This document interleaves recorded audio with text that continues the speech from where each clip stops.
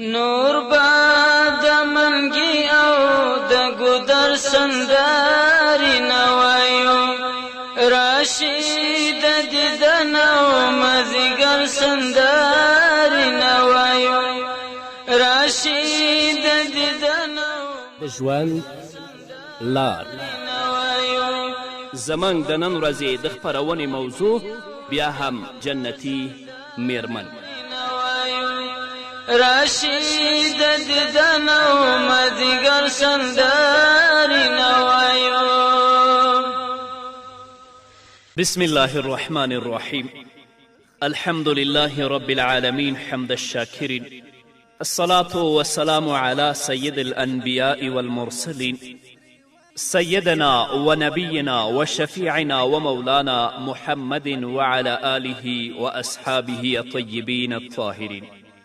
قدرمنو اوریدونکو د ژوند د لارې د خپرونې مینوالو، السلام علیکم ورحمة الله وبرکاته.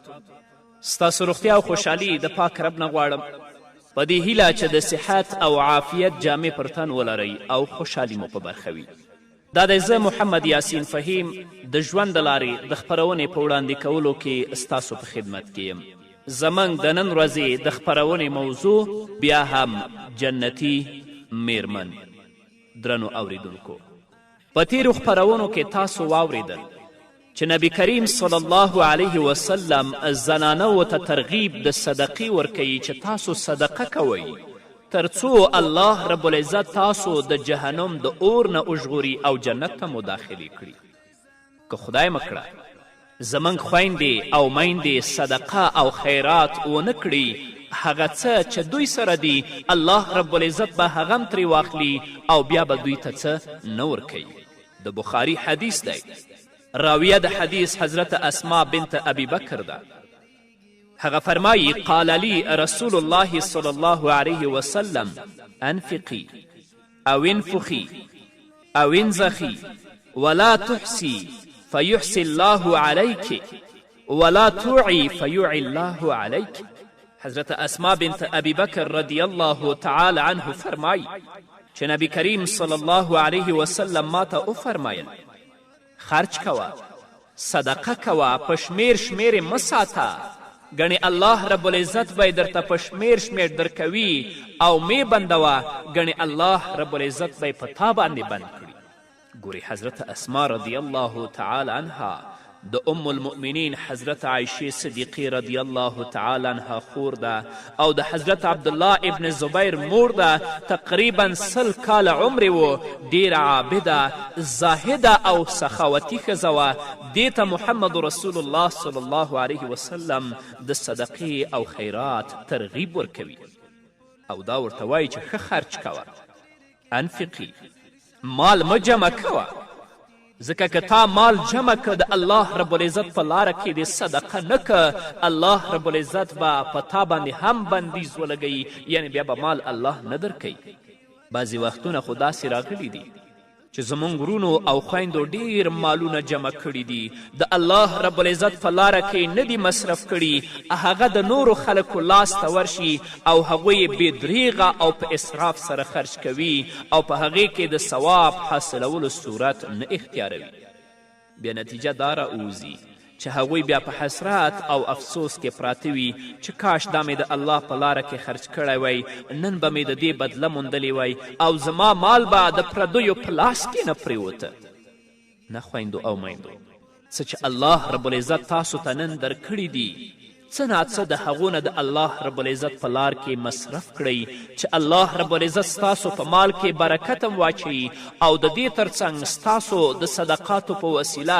الله رب العزت تاسو د جهنم د اور نه وژغوري، تاسو جنت ته داخلې کړي او تاسې نه جنتي میرمنه جوړه شي. او د نبی کریم صلی الله علیه وسلم د دې وینا مطلب دا هم کیدی شي چې د خیرات کولو په وخت کې په شمارلو سره خیرات مه ورکوه،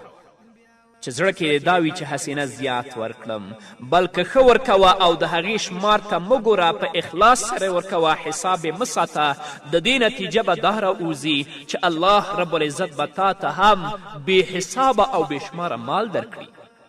که ته چیرته په بخیلي سره او په کمی سره مال ورکوي نو الله رب العزت به تا ته هم په کمی سره مال درکوي. نه بېشماره یې ورکوه چې الله رب العزت تا ته بېشماره مال درکړي. همدارنګه خویندو، کومه مال چې تاسو د الله رب العزت په لار کې خیرات کوئ، صدقه ورکوئ، نو چاته مو چې ورکړی په هغوی باندې بیا احسان مه کوئ، هغوی ته بدې ردې او تانې مه ورکوئ. الله رب العزت فرمایی یا ایها الذین آمنوا لا تبتلوا صدقاتکم بالمن والأذى. ای مؤمنانو خپل صدقات په احسان ور یادولو او تکلیف ورکولو سره مه خرابوئ، مې بربادوئ. چاته چې یو څه ورکړي یا ورسره احسان وکړي او بیا هغه ورته یادوي چې ورته وایي تا سره مې دا وکړل، دا مې وکړه، ستا په لاس کې خو هېڅ هم نه و چې ما درکړي نه وای نو ستا کار به روان شوی نه وای، که موږ نه درکول ته به اخوا دې خوا راګرځېدې. نو په همدغو خبرو کې دا احسان یادول دي او په دې خبرو باندې تاسو چې چاته څه ورکړي هغو ته تکلیف ورکوئ، په دې باندې د خپلو صدقاتو ثواب تاسې باطل که له منځه ایوړه. ابن منذر رحمه الله د حضرت ضحاک په روایت سره د دې آیت په تفسیر کې لیکلی دي کم بنده چې چاته څه ورکړل بیا یې هغه ورته یاد کړل او چاته چې ورکړي هغه ته تکلیف ورکړي، یعنې طعن و لعنې ورته ویلې، نو د ده د صدقاتو تمام ثواب به ختم شي. الله رب العزت که به د ده صدقات هیڅ کم ارزښت نه لري. په ښځو کې عام طور سره داسې کارونه وي، اول خو خیرات نه کوي، د الله رب العزت د رضا لپاره چاته څه نه ورکوي. کې ورکړي نو که هغه چاته چې ورکړي چې هغه سره مخالفت راشي یا د هغې په بدل کې څه ورته میلاو نشي نو بیا تانې ورته شروع کړي او احسانونه ور یادوي. نه خویندو، تاسو چې چاته څه ورکړي دي یا صدقات و خیرات مو پرې کړي، ستاسو یوازینی هدف دی د الله رضا وي چې الله رب العزت زمانه راضي شي. اوس که ته هغه ته طعنې ورکوي یا په هغه باندې خپل احسانونه باروي، څه چې تا د الله رب العزت په لاره کې ورکړي وو د هغې نه ستا لپاره هیڅ کم اجر و ثواب نشته، بلکې الله به جزا درکوي. همدارنګه خویندو، صدقات کوئ، په اخلاص سره کوئ چې الله رب العزت مو د جهنم د اور نه وساتي. ځکه نبی کریم صلی الله علیه وسلم فرمایي چې ما ښځې په جهنم کې ډیرې ولیدلې. د بخاري او د مسلم حدیث دی. راوی د حدیث حضرت عمران بن حسین رضی الله تعالی عنه دی. هغه فرمایي ان رسول الله صلی الله علیه وسلم قال ان اقل ساکن الجنة النساء. حضرت عمران بن حسین رضی الله تعالی عنه فرمای چې نبی کریم صلی الله علیه وسلم وفرمایل د جنت ډیر کم استوګنې والا به ښځې وي، یعنی د سړو په مقابله کې به ښځې په جهنم کې زیاتې وي، په جنت کې به کمې وي. همدارنګه د بخاري او د مسلم بل حدیث دی. راوی د حدیث حضرت عبدالله ابن عباس رضی الله تعالی عنها دی. هغه فرمایي قال محمد صلى الله عليه وسلم اطلعت في الجنة فرأيت أكثر أهلها الفقراء واطلعت في النار فرأيت أكثر أهلها النساء. حضرت عبدالله ابن عباس رضی الله تعالی عنهما فرمای چې نبی کریم صلی الله علیه وسلم وفرمایل ما جنت کې وکتل نو د هغې اکثره خلک فقیران ول، او دوزخ کې مې وکتل نو د هغې اکثره خلک زنانه وي. او په اکثرو روایاتو کې راځي چې نبی کریم صلی الله علیه وسلم په مختلفو وختونو کې جهنم کتلی دی، نو اکثره خلک یې پکې زنانه لیدلی دي. د سړو په مقابله کې زنانه په جهنم کې زیاتې وي. داسې ولې؟ د دې وجه نبی کریم صلی الله علیه وسلم په خپله ویناو کې موږ ته را بیان کړي. ځکه چې د خویندو ژبې بې احتیاطه وي، لعن او طعن کول د دوی عادت وي، زهرالوده خبرې کول، بد رد ویل د دوی عادت وي، سوچ او فکر نه کوي بلکې طعنه او لعنت همیشه د دوی په ژبو باندې وي. همدارنګه په اکثرو کې د خاوند ناشکري هم وي، که خاوند یې هر څومره رعایت کړی وي لیکن د لږ شان کمی د وجې نه یا اختلاف د وجې نه وایي چې تا ماته څه راکړي دي، زما دپاره دې څه کړي دي، تر څو چې ستا کور ته راغلی یم ما چیرته آرام او راحت نه دی لیدلی. په همدغو خبرو سره محمد رسول الله وایي چې دا ښځې جهنم ته ځي. الله رب العزت دې زموږ خویندو ته د صدقاتو او د خیراتو توفیق ورکړي او د دې ترڅنګ دې الله رب العزت دا توفیق هم ورکړي چې د خپل خاوند احسان هیر نه کړي او د خپل خاوند ناشکري ونه کړي. په همدې هیله درنو اوریدونکو نور به م واورو خو د یوې دمې نه. یو به په اسلام مین او دا به زموږ مینه وي، یو به په اسلام مین او دا به زموږ مینه وي. راشي د دیدن او مازدیګر سندرې نه وایو، نور به د منګي او د ګودر سندرې نه وایو. خیال به مو خپل دین وي د هوس نه شابه شاته کړو، خیال به مو خپل دین وي د هوس نه شابه شاته کړو. راشي د دیدن او مازدیګر سندرې نه وایو، نور به د منګي او د ګودر سندرې نه وایو. درنو اوریدونکو بیا هم زموږ سلامونه ومنئ. نه خوږو خویندو او میندو، بلکل داسې خبرې د خولې نه مه وباسئ. دا ټولې شیطاني خبرې دي، په جهنم کې د غورځېدو او د الله رب العزت د غضب خبرې دي. راځئ هغه کړنې غوره کړئ چې په هغې باندې الله رب العزت تاسو د جهنم د اور نه وساتي او الله رب العزت تاسو جنت ته داخلي کړي. همدارنګه د بخاري بل حدیث دی، راوی د حدیث حضرت عبدالله ابن عباس رضی الله تعالی عنهما دی. هغه فرمایی قال رسول الله صلی الله علیه وسلم رأیت اکثر اهلها النساء قالوا لما یا رسول الله صلی الله علیه وسلم قال بكفرهن قيل يكفرن بالله قال يكفرن العشير ويكفرن الإحسان لو أحسنت إلى إحداهن الدهر ثم رأت منك شيئا قالت ما رأيت منك خيرا قط. حضرت عبدالله ابن عباس رضی الله تعالی عنهما فرمای چې نبی کریم صلی الله علیه وسلم وفرمایل ما په اور کې ښځې زیاتې ولیدې. کله چې رسول الله صلی الله علیه وسلم دا خبره وکړه نو صحابه و کرامو د رسول الله صلی الله علیه وسلم نه پوښتنه وکړه دا ولې یا رسول الله؟ رسول الله په ځواب کې وفرمایل د ناشکري د وجې نه. هغو بیا پوښتنه وکړه آیا دوی د الله رب العزت ناشکري کوي؟ پیغمبر علیه الصلاة والسلام وفرمایل د خاوند د ناشکري د وجې نه. دا ښځې د خاوند ناشکري کوي، د خاوند د احسان ناشکري کوي. که ته ډیره موده دوی کې یوې سره احسان وکړې بیا ستا نه څه ناخوښه څیز وویني نو وایي ما چیرته ستا نه خیر نه دی لیدلی. همداسې ده که نه ده خویندو؟ یو خاوند غریب او بیچاره به ټوله ورځ مزدوري کوي د دې لپاره چې یو مړی حلاله روزي او ډوډۍ ځان ته او خپلې میرمنې ته او خپلو بچیانو ته کور ته راوړي. همیشه په همدغه زحمت کې خپل ژوند تیروي. خو که چیرته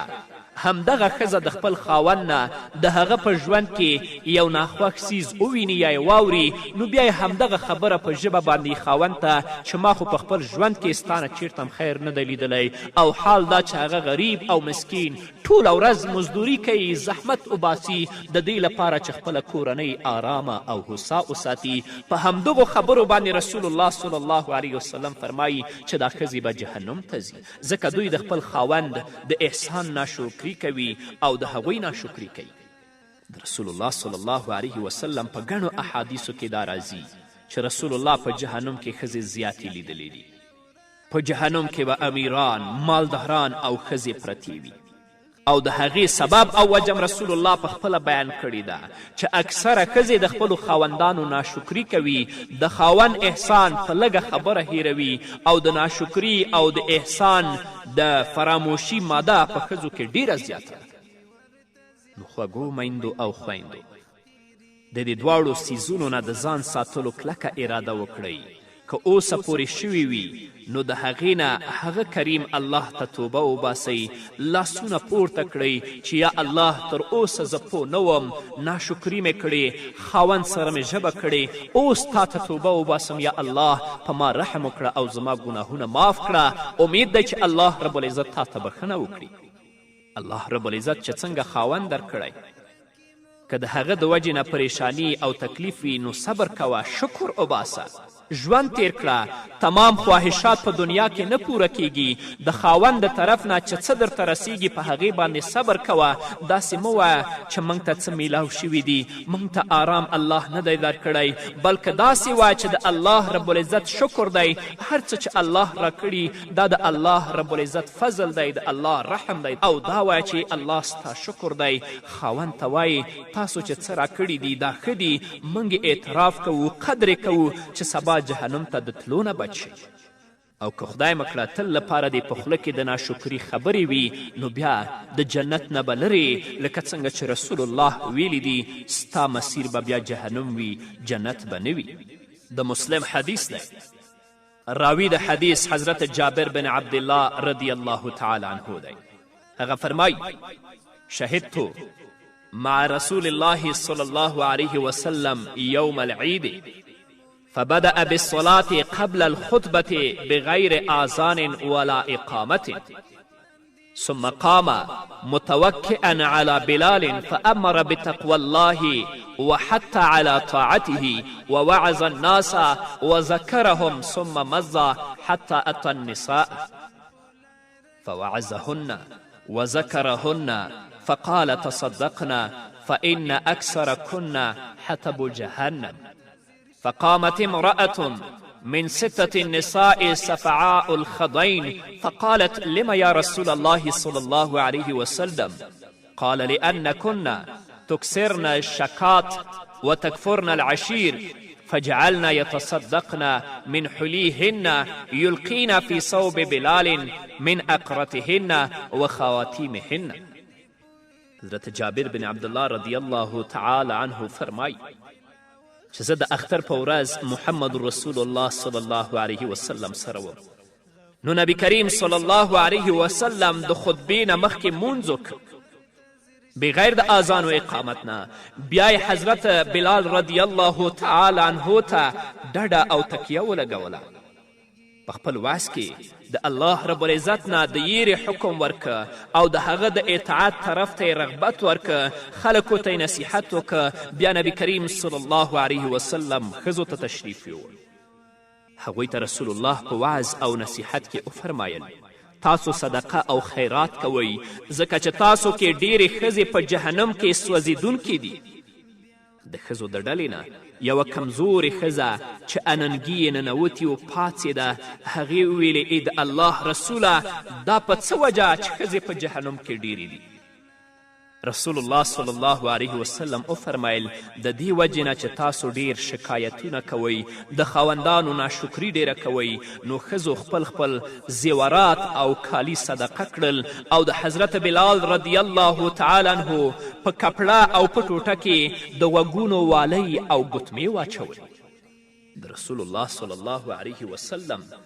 د دې وینا نه دا معلومه شوه چې د ښځو د ناشکري تلافي یا هغه امور چې د هغې په وجه د جهنم مستحق کیږي په صدقه او خیرات سره دي. یعنی که تاسو د خاوند ناشکري کړې وي یا نور داسې کړنې تاسې کړې وي چې د جهنم مستحق ګرځئ، نو صدقات او خیرات وکړئ چې ستاسو د هغو بدو عملونو تلافي شي، الله مو د جهنم نه وژغوري او الله مو جنت ته داخلي کړي. یقینا خویندو او میندو، صدقه او خیرات د هغه عظیمترینو نیکو اعمالو صالحونه دي چې د هغې په وجه د جهنم نه نجات الله موږ ته راکوي. هر نیک عمل ځان ته خاصیت لري. که څوک لا حول ولا قوة الا بالله په کثرت سره وایي، څومره غم چې په خپل ژوند او په زړه کې لري الله به یې ترې لرې کړي. که څوک په خپل ژوند کې استغفار ډیر وایي الله رب العزت به په روزي کې برکت واچوي او که څوک ښایسته اخلاق او نیک سلوک خپلوي الله رب العزت به په عمر کې برکت واچوي که څوک د شپې د څملاستلو په وخت کې سورت ملک وایي الله رب العزت به د قبر د عذاب نه وساتي او که څوک په محمد رسول الله باندې درود ډیر وایي الله رب العزت به د قیامت په ورځ د محمد رسول الله مرافقت او نزدېکت نصیب کړي همدغه شان صدقې او خیرات سره د الله رب العزت غصه سړیږي په صدقې او په خیرات سره الله رب العزت تاسو د جهنم نه ساتي په صدقې او په خیرات سره الله رب العزت تاسو د راتلونکو مصیبتونو نه لرې ساتي نو د دې وجې نه محمد رسول الله صلی الله علیه وسلم ام المؤمنین حضرت عایشې صدیقې ته ډیر په اهتمام سره دا وایي چې د کجورې په یو هډیو کې خیرات کولو سره ځان د جهنم د اور نه بچ کړه رسول الله ام المؤمنین ته دا ونه ویلې چې 2 رکاته مونځ سره د جهنم نه ځان بچ کړه یقینا چې مونځ هم د اهمترینه عباداتو نه دی د دې ثواب ډیر زیات دی مګر په صدقه او خیرات کې د مصیبتونو او د جهنم نه د نجات یو خاص اثر دی چنانچه د رسول الله په یو حدیث کې راځي صدقه او خیرات او یا تکلیفونه او مصیبتونه لرې کوي چې په دیو کې د کمې درجې هغه مصیبت او تکلیف د جزام او د برس ده جزام هغه مرض ته وایي چې د انسان غوښې رژیږي او برس پیس او برګي ته ویل کیږي که څوک په خپل ژوند کې صدقات او خیرات کوي الله رب العزت به د اویا تکلیفونو او مصیبتونو نه لرې ساتي چې په دې کې د برګي او د جزام مرض هم داخل دی الله به د دې نه هم ساتي رسول الله په یو حدیث کې راځي چې صدقه ګناهونه داسې ختموي لکه څنګه چې اوبه اور ختموي همدارنګه د رسول الله په بل حدیث کې راځي چې صدقه د الله رب العزت غصه او غضب یخوي